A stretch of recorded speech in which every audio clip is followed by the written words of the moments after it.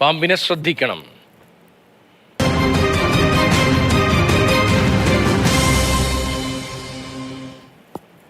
വേനൽച്ചൂട് എല്ലായിടത്തും കൂടി നിൽക്കുന്നു. നേരത്തെ പറഞ്ഞതുപോലെ വേനൽച്ചൂട് കൂടിയതിന് പിന്നാലെയാണ് സംസ്ഥാനത്ത് ആശങ്കയായി ഇഴഞ്ഞെടുക്കുന്ന പാമ്പ് പേടി ഉടലെടുക്കുന്നത്. സംസ്ഥാനത്ത് ഒരാഴ്ചക്കിടയിൽ 3 പേരാണ് വിഷപ്പാമ്പുകളുടെ കടിയേറ്റ് മരിച്ചത്. തൃശൂർ കോടാലി സ്വദേശിയായ ആൽജോയ്ക്കും തിരുവനന്തപുരം ചിറയൻകീഴ് സ്വദേശിയായ ദിക്ഷലിനും പിന്നാലെ കായംകുളത്ത് വീട്ടമ്മ സെലീനയും പാമ്പ് കടിയേറ്റ് മരിച്ചു. ഇന്നലെ മാത്രം പാമ്പ് കടിയേറ്റ 4 സംഭവങ്ങൾ സംസ്ഥാനത്ത് റിപ്പോർട്ട് ചെയ്യപ്പെട്ടിട്ടുണ്ട്.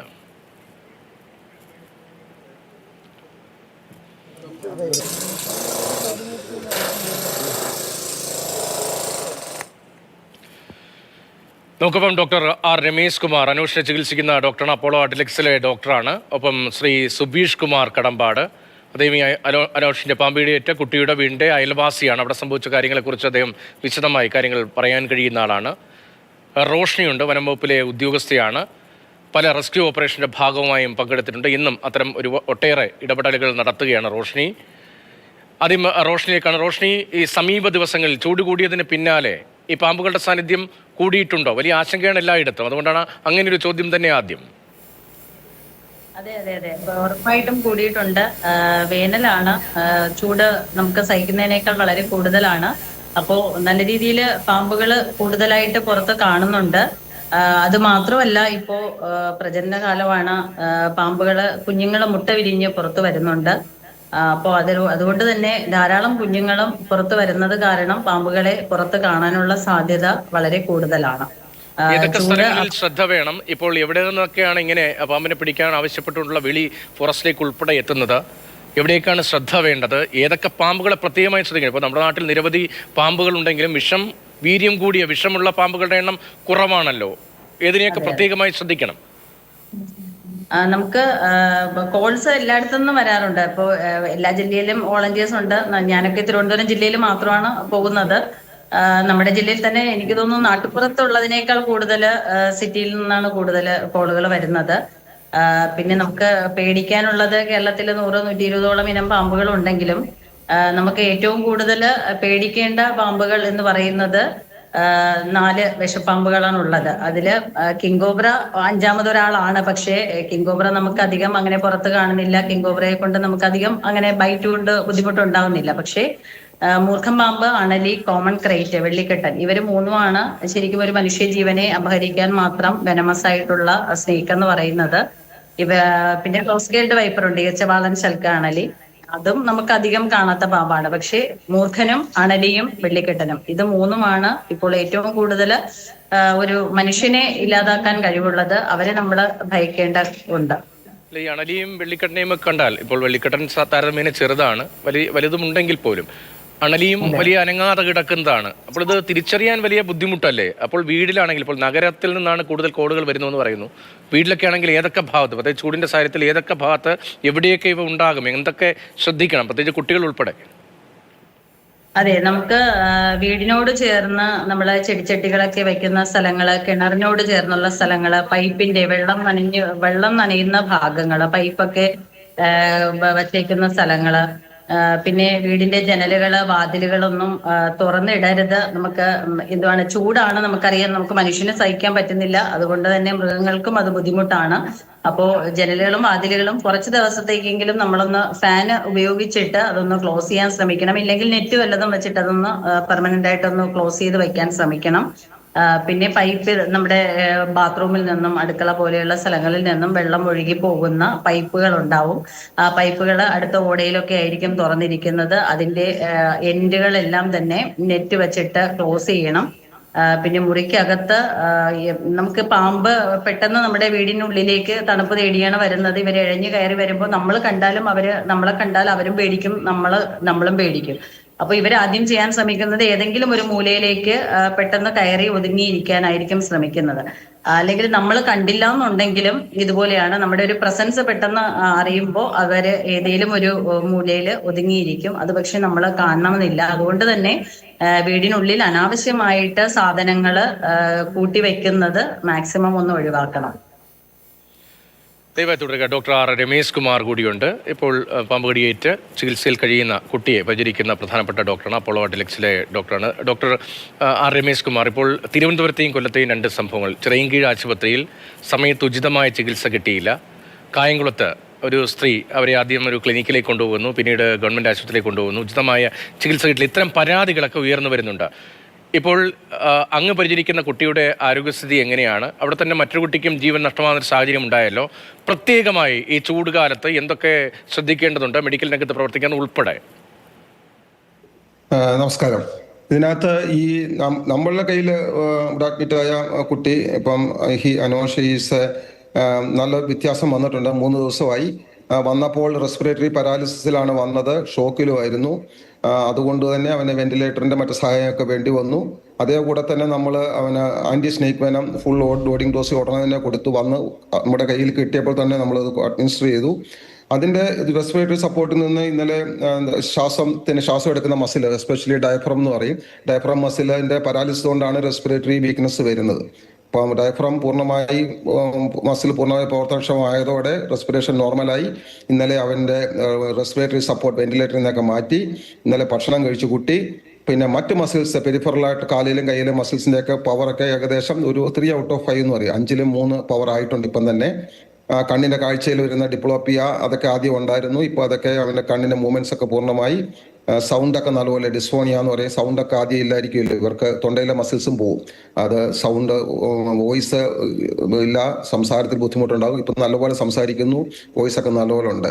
ഇനിയിപ്പം അവന് it's only A matter slow recovery ആണ്. അവൻ്റെ ഞരമ്പുകളിൽ നിന്നുള്ള ന്യൂറോമസ്കുലർ ജംഗ്ഷൻ, ഞരമ്പുകളും മസിലും തമ്മിലുള്ള ജംഗ്ഷനിലാണ് ഈ ക്രേറ്റിൻ്റെ ഒക്കെ ടോക്സിൻ പോയി അടിഞ്ഞു കൂടുന്നത്. അപ്പം അവിടുന്ന് ബാക്കി ടോക്സിൻ കംപ്ലീറ്റ് നീക്കപ്പെടുന്ന അനുസരിച്ച് അവൻ്റെ പൂർണ്ണ ശക്തി ഇതിലെത്തും.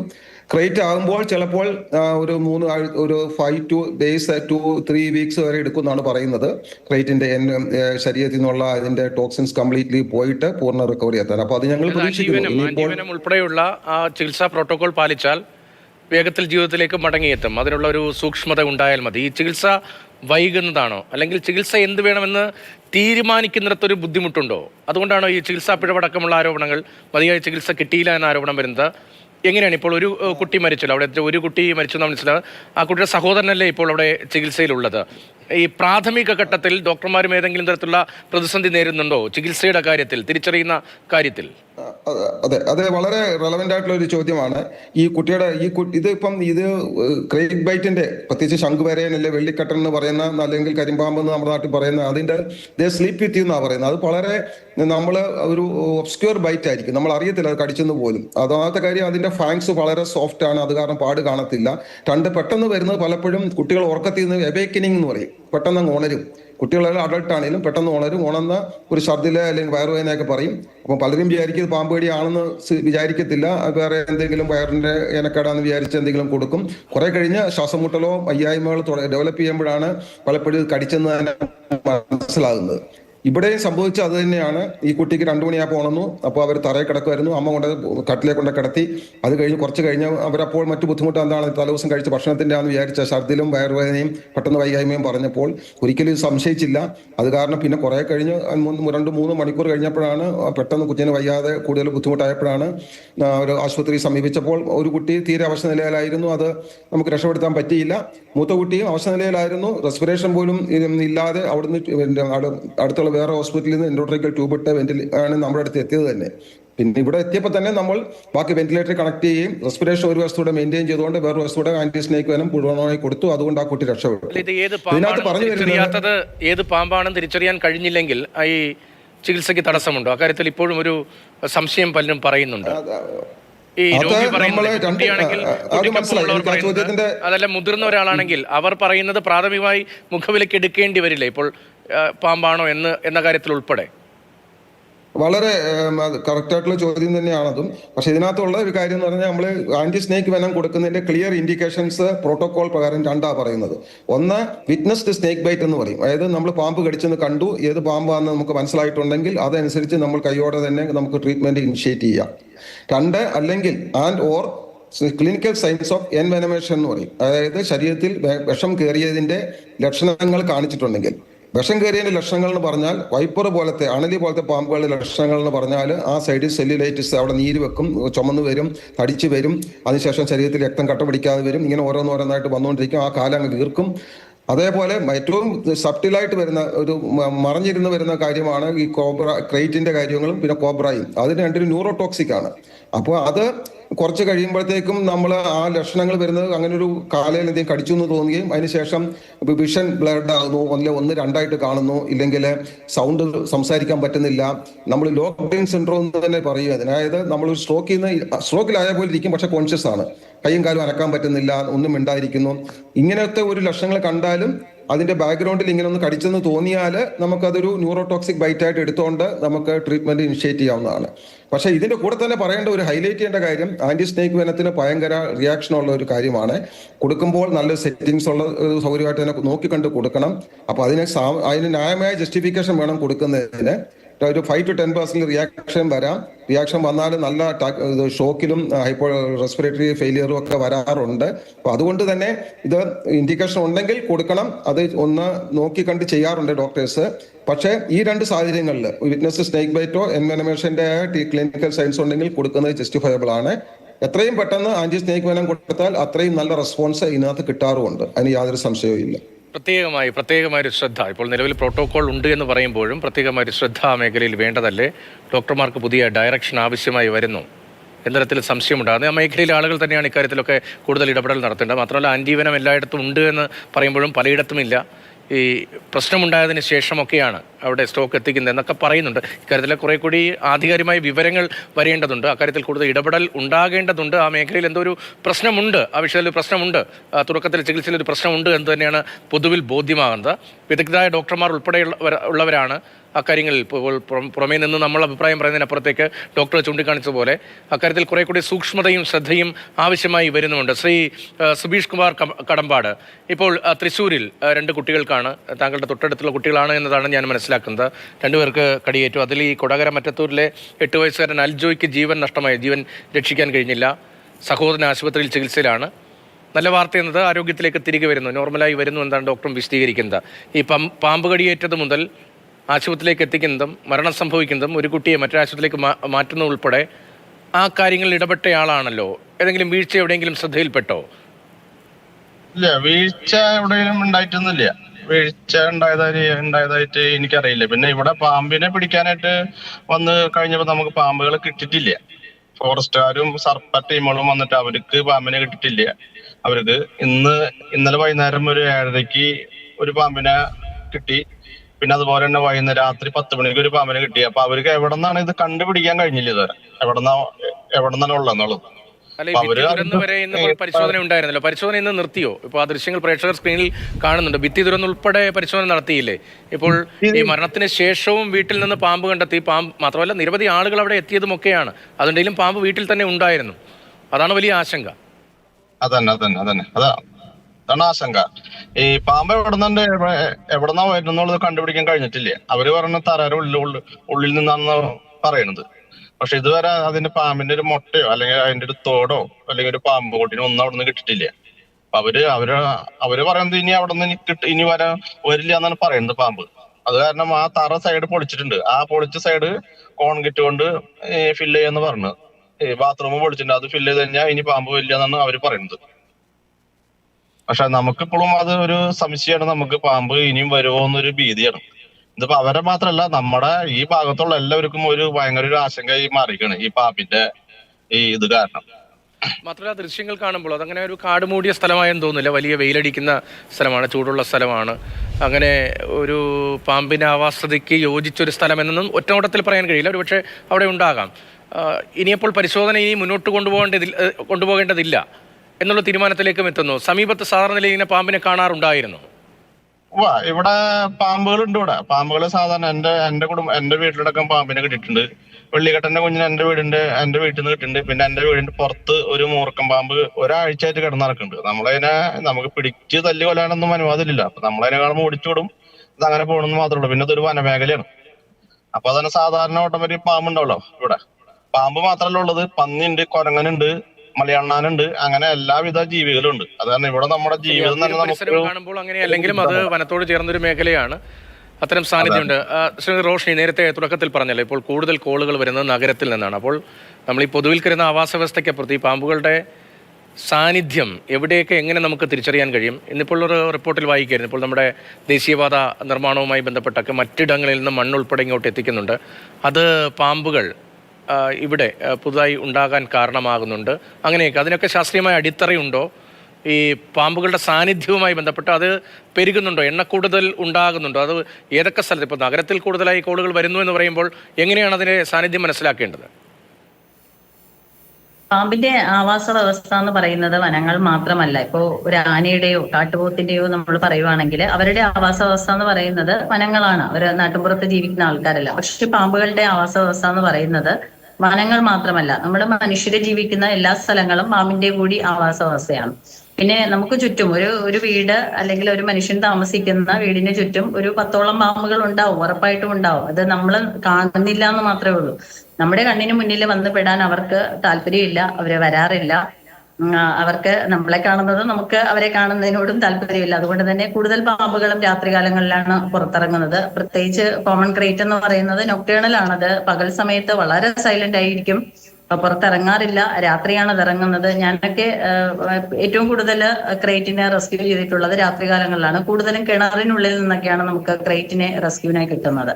പിന്നെ നഗരങ്ങളിലെ പാമ്പുകൾ കൂടുതൽ ഉണ്ടാവാനുള്ള കാരണം എന്ന് പറയുന്നത് അതിന്റെ ഫുഡ് കിട്ടുന്ന ആ ഒരു സാഹചര്യമാണ്. കാരണം നഗരങ്ങളില് ഫുഡ് വേസ്റ്റ് ഇഷ്ടം പോലെ ഉള്ള സ്ഥലത്ത് പാമ്പ് വരും. അതിന് കാരണം എലികളാണ്.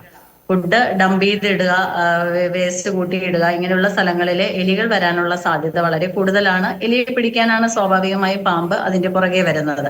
അതുകൊണ്ടാണ് ശരിക്കും നഗരങ്ങൾ, അത് പൊതുവെ അതിലുള്ള ഒരു ഇതെന്ന് പറയുന്നത് നമുക്ക് തന്നെ മനസ്സിലാവും. നഗരങ്ങളിൽ നിന്ന് പിടിക്കുന്ന മൂർഖം പാമ്പുകളെല്ലാം നല്ല ഭയങ്കര സൈസുള്ള പാമ്പുകളാണ്, നല്ല വലിയ സൈസ് പാമ്പുകളാണ്. പക്ഷെ നമുക്കൊരിക്കലും നാട്ടുമ്പുറത്ത് നിന്ന് ഞാനൊക്കെ ഒരുപാട് പാമ്പിനെ റെസ്ക്യൂ ചെയ്തിട്ടുള്ളതാണ്. പക്ഷെ സിറ്റിയിൽ നിന്ന് പല റെസ്ക്യൂവേഴ്സ് അല്ലെങ്കിൽ വോളണ്ടിയേഴ്സ് ഒക്കെ കൊണ്ടുവരുന്ന പാമ്പുകൾ എന്ന് പറയുന്നത് അതിന്റെ സൈസ് എന്ന് പറയുന്നത് ഭീകരമായ സൈസാണ്. ഒരു മൂർഖം പാമ്പൊക്കെ മാക്സിമം 7 അടിയൊക്കെയാണ് അതിന്റെ ഒരു പൂർണ്ണ വളർച്ച എന്ന് പറയുന്നത്.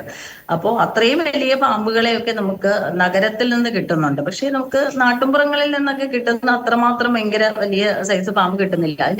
അതിൽ നിന്ന് തന്നെ നമുക്ക് മനസ്സിലാക്കാം അത്രമാത്രം ഫുഡ് അവർക്ക് നഗരങ്ങളിൽ കിട്ടുന്നുണ്ടെന്ന് പറഞ്ഞാൽ വേസ്റ്റ് ഡംപിങ് വളരെ കൂടുതലാണ്, നമുക്ക് എല്ലാവർക്കും അറിയുന്നതാണ്. അതിനനുസരിച്ച് എലിയുണ്ട്, എലിയെ പിടിക്കാൻ എലിയും പെരിച്ചാഴി ഇത് രണ്ടും ഇഷ്ടം പോലെ ഉണ്ട്. അതിനനുസരിച്ച് പാമ്പുകളുടെ എണ്ണവും നഗരങ്ങളിൽ ഉണ്ട്. നാട്ടുപുറത്തും എണ്ണം ഉണ്ടെങ്കിലും പക്ഷെ നമ്മുടെ മുന്നിൽ അവർ പെടുന്നില്ല എന്നുള്ളതാണ്.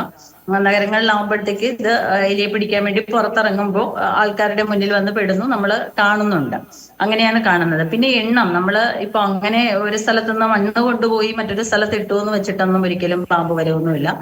ഞാൻ പറഞ്ഞതുപോലെ പാമ്പുകളുടെ ആവാസവ്യവസ്ഥ നമുക്ക് ചുറ്റുമുണ്ട്, നമ്മുടെ എല്ലാം ചുറ്റും പാമ്പുകളുണ്ട്. പിന്നെ ഒരു പ്രത്യേകത എന്ന് പറയുന്നത് പോലെ ഇപ്പൊ എന്താണ് ആനയോ കടുവയോ അല്ലെങ്കിൽ വേറെ മരപ്പട്ടിയോ ഒക്കെ കുഞ്ഞുങ്ങളെ ഉണ്ടാക്കുന്നത് പോലെയല്ല. ഒരു മൂർഖം പാമ്പൊക്കെ ആണെങ്കിൽ 50-60 മുട്ട വരെ ഇടാം. അണലിയൊക്കെ 60ഓളം കുഞ്ഞുങ്ങളെ പ്രസവിക്കുന്നുണ്ട്. അപ്പൊ ഇത്രയും എണ്ണം കൂടുതലാണ്. അവരുടെ ഒരു തവണത്തെ പ്രസവത്തിൽ അല്ലെങ്കിൽ ഒരു തവണ മുട്ടയിടുമ്പോൾ തന്നെ 50ഓളം കുഞ്ഞുങ്ങൾ വരെ ഉണ്ടാകുന്നുണ്ട്. അപ്പൊ ഇത്രയും എണ്ണം അതില് സർവൈവൽ ഓഫ് ദ ഫിറ്റസ്റ്റ് ആണ്. കുറെയൊക്കെ സർവൈവ് ചെയ്യുന്നു. കുഞ്ഞിന് ജീവൻ നഷ്ടമായ കാര്യം ശ്രദ്ധിച്ചിട്ടുണ്ടാകുമല്ലോ. അവിടെ മറ്റൊരു കുട്ടിക്ക് ഏറ്റിട്ടുമുണ്ട്. ആ വീട്ടിൽ നിന്ന് വീണ്ടും ആവർത്തിച്ച് പാമ്പിന്റെ സാന്നിധ്യം പാമ്പിനെ കാണുകയാണ്. അത് എന്തുകൊണ്ടാവും? അവിടെ അപ്പോൾ ഇനിയും കൂടുതൽ ഉണ്ടാകുമെന്ന് ഭയപ്പെടേണ്ടതുണ്ടോ? അങ്ങനെ ഉണ്ടാവാനും സാധ്യതയുണ്ട്, എന്നാൽ ഉണ്ടാവണം എന്നുമില്ല. കാരണം ക്രേറ്റ് ഇപ്പോ ഒരു സാധാരണ ഒരു അത്യാവശ്യം ആരോഗ്യമുള്ള ക്രേറ്റ് ആണെങ്കിൽ ഒരു 10-20ഓളം മുട്ട ഉറപ്പായിട്ടും ഇടുന്ന ആളാണ് ക്രേറ്റ് എന്ന് പറയുന്നത്. അപ്പോൾ ഇപ്പൊ എനിക്ക് തോന്നുന്നു 5 എണ്ണത്തിന് വരെ നമുക്ക് അവിടെ കുഞ്ഞുങ്ങളെ കിട്ടി. എല്ലാം സെയിം സൈസാണ് എന്ന് പറഞ്ഞാൽ ഇപ്പോഴത്തെ ജനറേഷനിൽ ഇപ്പോ എന്തായാലും മുട്ട വിരിഞ്ഞ് കുഞ്ഞുങ്ങൾ പുറത്തു വന്നതാണ്.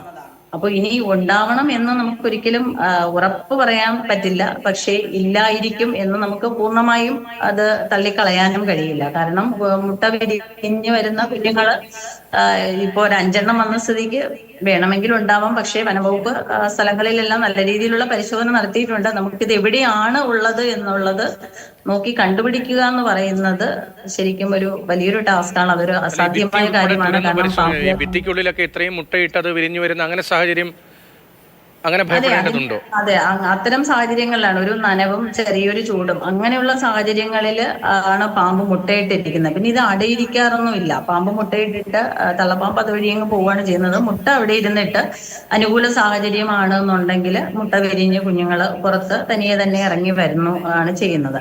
അപ്പൊ ഇത് എവിടെയാണ് മുട്ട ഇട്ടതെന്നോ അത് എവിടെ നിന്നാണ് വരുന്നതെന്നോ മീൻസ് ഇപ്പോ ഇടയ്ക്ക് ശ്രീ വാവ സുരേഷ് പറഞ്ഞതുപോലെ വാഷ് ബേസിന്റെ വെള്ളം പോകുന്ന ഹോളിനുള്ളിൽ നിന്ന് കുഞ്ഞുങ്ങൾ കയറി വരുന്നത് കണ്ടിട്ടാണ് അത് കംപ്ലീറ്റ് പൊളിച്ചു നോക്കുന്നത്. അപ്പൊ ഇതിന്റെ നെക്സ്റ്റ് ഓപ്പണിംഗ് എന്ന് പറയുന്നത് പുറത്ത് ആണ്. അവിടെ പൈപ്പ് ചെറുതായിട്ട് പൊട്ടിയിരുന്നു, അത് പക്ഷേ ശ്രദ്ധിച്ചിട്ടുണ്ടായിരുന്നില്ല. അതിനകത്താണ് പാമ്പ് മുട്ടയിട്ടത്. അപ്പൊ കുഞ്ഞുങ്ങൾ അവിടെ നിന്ന് വിരിഞ്ഞ് അവർക്ക് കയറി വരുന്നതെന്ന് പറഞ്ഞാൽ ഈ വെള്ളം പോകുന്ന സ്ഥലത്ത് കൂടിയായിരുന്നു. അപ്പൊ അത്തരം ഏതെങ്കിലും ഒരു സാഹചര്യത്തിലായിരിക്കും മുട്ടയിട്ടിരുന്നത്. അവിടെ നിന്ന് ഏതെങ്കിലും ഒരു പാമ്പിന്റെ തല കയറുന്ന ഭാഗത്തു കൂടി അതിന്റെ ശരീരം അത് ഉറപ്പായിട്ടും കൊണ്ടുവരും. അത്രയും ചെറിയൊരു ഹോള് മതി. അപ്പൊ അങ്ങനെയുള്ള ഏതോ ഒരു സ്ഥലത്ത് നിന്നായിരിക്കണം ഈ കുഞ്ഞുങ്ങൾ മുട്ട വിരിഞ്ഞ് പുറത്തേക്ക് വന്നുകൊണ്ടിരുന്നത്. സുബീഷ്, അവിടെ ഇപ്പോൾ പരിശോധന ഇപ്പോൾ തൽക്കാലത്തെങ്കിലും നിർത്തുന്നൊരു സ്ഥിതിയിലേക്കാണ്. എല്ലാ ഭാഗവും പരിശോധിച്ചു. എന്താണ് അവിടുത്തെ സാധ്യത ഇങ്ങനെ വരാൻ, വീടിനുള്ളിൽ വീണ്ടും വീണ്ടും കാണാനുള്ള സാധ്യത എന്തായിരുന്നു എന്നത് വനംവകുപ്പ് ഉദ്യോഗസ്ഥർ ഉൾപ്പെടെ ബോധ്യപ്പെടുത്തുന്നുണ്ടോ, വിശദീകരിക്കുന്നുണ്ടോ? അവര് പറഞ്ഞത്, സർപ്പ ടീം പറഞ്ഞത് അതിന്റെ ഉള്ളില്, അതായത് ബാത്റൂമിന്റെ ആ കല്ലിന്റെ കെട്ടില്, ആ കെട്ടിന്റെ ഉള്ളില് മുട്ടയിട്ടുണ്ടാവുന്നാണ് പറഞ്ഞത്. മുട്ടയിട്ട് കഴിഞ്ഞിട്ട് അതിന്റെ പാമ്പ് പോയി. അപ്പൊ അത് അതിന്റെ കുഞ്ഞുങ്ങള് വിരിഞ്ഞ് വന്നേക്കണെന്നാണ് അവർ പറയുന്നത്. തറയുടെ ഉള്ളിൽ ഉണ്ടാവുന്ന പറഞ്ഞു, കല്ലുണ്ടല്ലോ, തറയുടെ കല്ല്, അതിന്റെ ഉള്ളിൽ ഇരിപ്പുണ്ടാവുന്നാണ് പറയുന്നത്. അവിടെ പരിപൂർണമായി പരിശോധന പൂർത്തീകരിച്ചു അല്ലേ?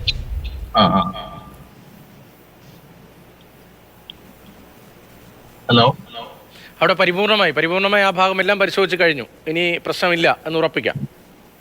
ഇനി പ്രശ്നമില്ല എന്ന് ഉറപ്പിക്കാൻ നമുക്ക് പറയാൻ പറ്റില്ല. അത് ഈ നമ്മള് പാമ്പിന്റെ ഒരു മുട്ടയുടെ തോട ഒന്നും കണ്ടില്ലേ നമ്മള്. പിന്നെ ബാക്കിയുള്ള പാമ്പ് കുട്ടികളെ കിട്ടിയിട്ടില്ല. അവരൊരു 90% ഉറപ്പ് തരുന്നുണ്ട് ഇനി വരില്ല എന്നുള്ളത്. പക്ഷെ നമുക്കത് 100% ഉറപ്പ് കിട്ടില്ല ഇതുവരെ.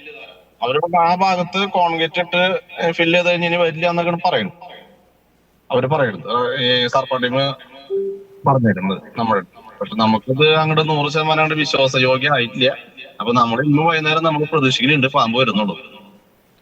റോഷി, നേരത്തെ ചോദിക്കാൻ വിട്ടുപോയൊരു കാര്യം, ഇപ്പോൾ പാമ്പിന്റെ സാന്നിധ്യം നേരത്തേക്ക് ഉണ്ടായിരുന്ന വീടിന്റെ പരിസരമൊക്കെ ആണെങ്കിൽ, പ്രത്യേകിച്ച് ചൂടുകാലമായതുകൊണ്ട് വീട്ടിനുള്ളിലേക്കൊക്കെ പാമ്പ് കയറാനുള്ള സാധ്യത കൂടുതലാണ്. ഷൂ ഒക്കെ വെളിയിൽ വെച്ചാൽ ചിലപ്പോൾ അതിനുള്ളിൽ വരെ പാമ്പിരുന്നേക്കാം, ഹെൽമെറ്റിനകത്ത് കയറിയിരുന്നേക്കാം. അത്തരമൊരു സാഹചര്യമുണ്ടല്ലോ. ഇത് വരാതിരിക്കാൻ മറ്റെന്തെങ്കിലും ചെയ്യാൻ കഴിയും? ഇപ്പോൾ പഴയ കാലത്ത് പലതുമൊക്കെ ഈ ചതച്ച് വീടിന്റെ പരിസരത്ത് ഒഴിക്കുന്നതൊക്കെ കണ്ടിട്ടും കേട്ടുമൊക്കെ ഉണ്ട്. ഇപ്പോൾ വെളുത്തുള്ളി അങ്ങനെയൊക്കെ. ഇതിലെന്തെങ്കിലും ശാസ്ത്രീയതയുണ്ടോ? പാമ്പിന്റെ സാന്നിധ്യം ഇല്ലാതാക്കാൻ എന്തെങ്കിലും മുൻകരുതൽ ചെയ്യാൻ കഴിയുമോ? ഇല്ല, ഒരിക്കലും ഇല്ല. അത് നമ്മൾ ഒത്തിരി തവണ ഈ കാര്യങ്ങൾ എന്താണ് ജനങ്ങൾക്ക് അറിയിച്ചിട്ടുള്ളതാണ്. നമ്മൾ സമൂഹ മാധ്യമങ്ങൾ വഴിയും എല്ലാം പറയുന്നുണ്ട്. മണ്ണെണ്ണ, വെളുത്തുള്ളി ചതച്ചത്, പെട്രോള്, ഡീസല്, ഇതുപോലെയുള്ള പാൽക്കായം ഇപ്പോൾ പറയുന്നുണ്ട്. ഞാൻ കഴിഞ്ഞൊരു ദിവസം ന്യൂസിൽ ഇതുപോലെ ഇരുന്നപ്പോൾ തന്നെ ഒരാള് എന്തോ ജനലില് വിക്സ് തേച്ച് വെച്ചാൽ പാമ്പ് വരില്ല എന്ന് പറഞ്ഞു. ഇതൊക്കെ ശരിക്കും പുതിയ അറിവുകളാണ്. എന്നിരുന്നാലും നമ്മൾ തന്നെ പറയുന്നുണ്ട്, പാമ്പിന്റെ മൂക്ക് എന്ന് പറയുന്നത് ശ്വസിക്കാനുള്ളതാണ്, അതിന് ഗന്ധം അറിയാനുള്ള കഴിവില്ല. അപ്പൊ പിന്നെ നമ്മൾ ഇത്തരത്തിലുള്ള കെമിക്കൽസ് ഉപയോഗിച്ചു എന്നതുകൊണ്ട് ഒരിക്കലും പാമ്പ് വരാതിരിക്കില്ല. പിന്നെ നമ്മൾ മലയാളികളുടെ ഒരു പ്രത്യേകത എന്ന് പറയുന്നത്, നമ്മൾ ഒരു കുറച്ച് കാര്യങ്ങൾ അങ്ങനെ ചെയ്താൽ ശരിയാവും എന്നുള്ള നമ്മുടെ മനസ്സിന്റെ ഒരു പ്രശ്നമാണ്. അപ്പോൾ അങ്ങനെ ചെയ്താൽ വരില്ല എന്നവർക്കൊരു ആത്മവിശ്വാസം ഉണ്ടെങ്കിൽ, ഇപ്പൊ ശരിക്കും ഞാൻ പറയുന്നത് അവരങ്ങനെ ചെയ്തോട്ടെ, കുഴപ്പമില്ല. അവർ മണ്ണെണ്ണ ഒഴിച്ചാൽ പാമ്പ് വരില്ല എന്നൊരു വിശ്വാസം ഉണ്ടെങ്കിൽ അവർ ഒഴിച്ചോട്ടെ. പക്ഷേ വനംവകുപ്പ് കൊടുക്കുന്ന കുറച്ച് ജാഗ്രതാ നിർദ്ദേശങ്ങളുണ്ട്. വീടിന് പരിസരവും വൃത്തിയാക്കി ഇടുക, കിടക്കുന്നതിന് മുമ്പ് മുറിയും തലയണയും ബെഡും എല്ലാം ഒന്ന് നല്ലവണ്ണം തട്ടിക്കൊടയുക, അനാവശ്യമായി സാധനങ്ങൾ കൂട്ടിയിടാതിരിക്കുക, ചെടികൾക്ക് ചുറ്റും വെള്ളം ഒഴിക്കുന്ന സ്ഥലം ശ്രദ്ധിക്കുക. ഇങ്ങനെ കുറെ കാര്യങ്ങൾ നമ്മൾ പറഞ്ഞു കൊടുക്കുന്നുണ്ട്.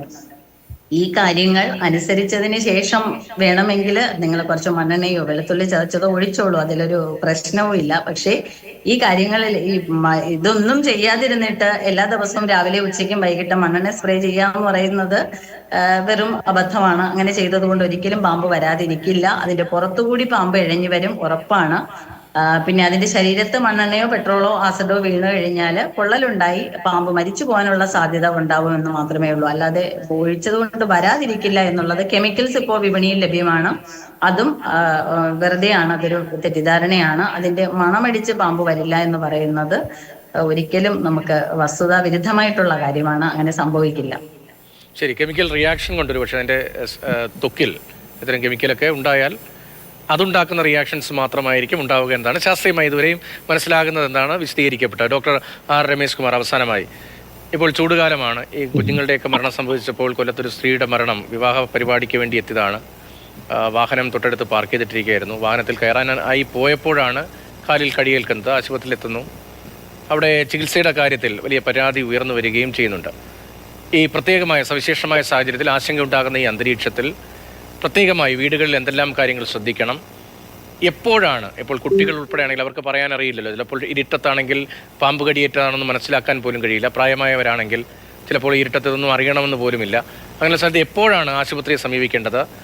ഏത് തരം ആശുപത്രിയിലാണ്? ഇപ്പോൾ താങ്കളുടെ ആശുപത്രിയിലേക്ക് പോലും കൊണ്ടുവന്ന മറ്റൊരു ആശുപത്രി നിന്നാണ്.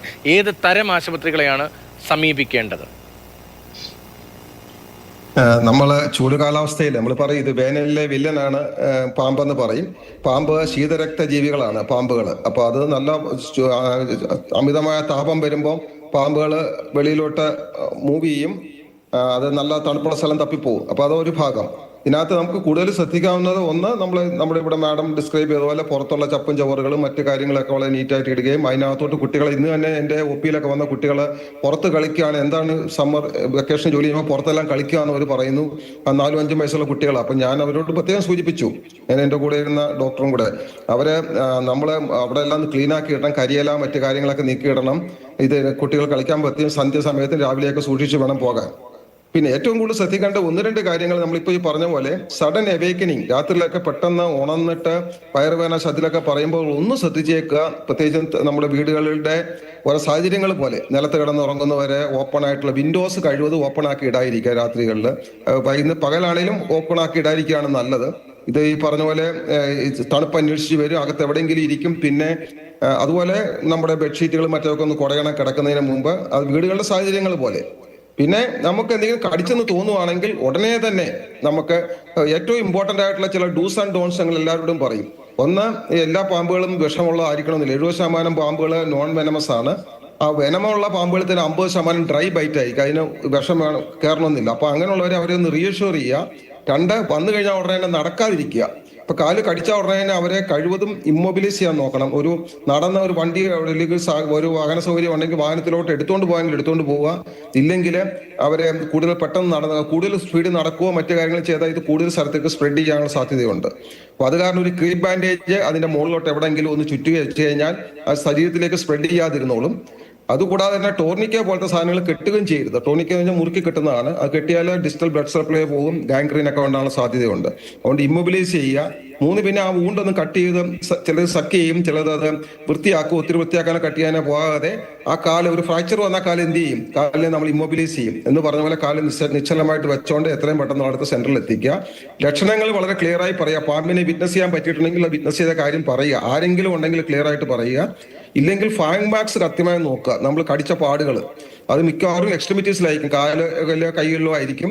ആ ഫാങ് മാർക്സ് വളരെ സൂക്ഷിച്ച് നോക്കണം. ഇപ്പൊ ശരിക്കും ഫോട്ടോ എടുത്ത് നോക്കിയാൽ നമുക്ക് നന്നായിട്ട് അറിയാൻ പറ്റും. നമ്മളിവിടെ തന്നെ ആ കുട്ടിയുടെ ഫോട്ടോ എടുത്ത് നോക്കിയാണ് ഇച്ചിരി നമ്മൾ ഐഡന്റിഫൈ ചെയ്യാൻ പറ്റിയത്. അപ്പം ചെറിയൊരു പാടാണ്. പ്രത്യേകിച്ചും ക്രേറ്റിൻ്റെ വളരെ ചെറിയ പാടായിരിക്കും. കോബ്ര ആണെങ്കിൽ ഓരോന്നിനും അതിൻ്റെ ആ രീതികളുണ്ട്, ഫാങ് മാർക്സ് ഈ കടിച്ച പാടുകൾക്ക്. അപ്പൊ അത് ഐഡന്റിഫൈ ചെയ്യാൻ പറ്റുമെങ്കിൽ ഏത് പാമ്പാന്ന് ഐഡന്റിഫൈ ചെയ്യാനുള്ള ഒരു മാർഗ്ഗമാണത്. പിന്നെ ഈ പറഞ്ഞ ലക്ഷണങ്ങൾ, പ്രത്യേകിച്ചും രക്തം കട്ട പിടിക്കാതിരിക്കുന്ന കാര്യങ്ങൾ, അവിടെ ഇവിടെ എല്ലാം തടിച്ചു പൊങ്ങും, ഗാംഗ്രീൻ, നീര് വെക്കുകയൊക്കെ ചെയ്യും. അതെല്ലാവരും ശ്രദ്ധിക്കും. പക്ഷെ പലരും ശ്രദ്ധിക്കാതെ പോകുന്നത്, ഇപ്പൊ ഉണർന്നിരിക്കുന്ന കൊച്ചുകുട്ടികളാണെങ്കിൽ കാഴ്ച വിഷൻ രണ്ടായിട്ട് കാണുന്നു, വിഷം മങ്ങി, തൊണ്ടയിൽ സൗണ്ട് വരുന്നില്ല, ശ്വാസം എടുക്കുന്നതിന് ബുദ്ധിമുട്ട് വരുന്നു, കാല് പൊക്കാൻ പറ്റുന്നില്ല, എന്തെങ്കിലും കണ്ടാൽ ഇത് വരാം. പിന്നെ ക്രൈറ്റിനൊക്കെ, ശംഖുവരേനൊക്കെ വരുന്ന ഒരു കാര്യമാണ്. ഛർദിലും വയറുവേദനയായിട്ട് വരാം. ഇവിടെ സംഭവിച്ച അതാണ്. അതായത് ഗട്ടിന്റെ മോട്ടിലിറ്റിയും ഓട്ടോണോമിക് ഡിസ്ഫങ്ഷൻ എന്ന് പറയും. ഈ പാമ്പിന്റെ വിഷം, ഈ ക്രേറ്റിന്റെ വിഷം ഞരമ്പുകളുടെ, കുടലുകളുടെ മൂവ്മെന്റ്സിനെ ബാധിക്കുന്ന ഞരമ്പുകൾക്ക് ഓട്ടോണോമിക് ഡിസ്ഫങ്ഷൻ ഉണ്ടാക്കിയിട്ട് വോമിറ്റിങ്ങും അബ്ഡോമിനൽ പെയിനും വളരെ സാധാരണമാണ് ക്രേറ്റില്. ഇപ്പൊ സഡൻ അവേക്കനിങ്, പെട്ടെന്ന് ഉണരുകയും ഛർദിലും വയറുവേദനയൊക്കെ പറഞ്ഞാൽ എന്തെങ്കിലും ഒന്ന് ശ്രദ്ധിച്ചോണം. ഇങ്ങനെ എന്തെങ്കിലും സാഹചര്യം ഉണ്ടെന്നുകൂടെ ഓർത്തോണം. അപ്പൊ ഇങ്ങനെയുള്ള ബിസെയർ പ്രസന്റേഷൻസും കോമൺ ആണ്. കടിച്ചത് കാണുന്നത് കൂടാതെ നീര് അവിടുത്തെ ലോക്കലായിട്ടുള്ള റിയാക്ഷൻ കൂടാതെ ശരീരത്തിലുണ്ടാകുന്ന മറ്റു മാറ്റങ്ങൾ അതും നമ്മൾ ശ്രദ്ധിച്ചിട്ട് അതൊരു ഡോക്ടറോട് റിപ്പോർട്ട് ചെയ്യണം. പിന്നെ ആശുപത്രിയിലെ സൗകര്യം അനുസരിച്ച് ഒരുമാതിരിപ്പെട്ട ഇപ്പോഴത്തെ മിക്ക ഗവൺമെന്റ് സെന്റേഴ്സിലും ആന്റി സ്നേക്ക് വെനം ഉണ്ടെന്നാണ് എൻ്റെ അറിവ്. ഈ ആന്റി സ്നേക്ക് വെനം ഉള്ളത് 4 ബിഗ് 4, അതായത് കോബ്ര, ക്രൈറ്റ്, റസൽ സ്വൈപ്പർ, അതായത് മണിപ്പാമ്പ്, ചുരുട്ടിപ്പാമ്പ്, ഈ 4 ഇനത്തിനുള്ളത് പൂർണ്ണമായിട്ടുള്ള ആന്റി സ്നേക്ക് വെനം ഉണ്ട്.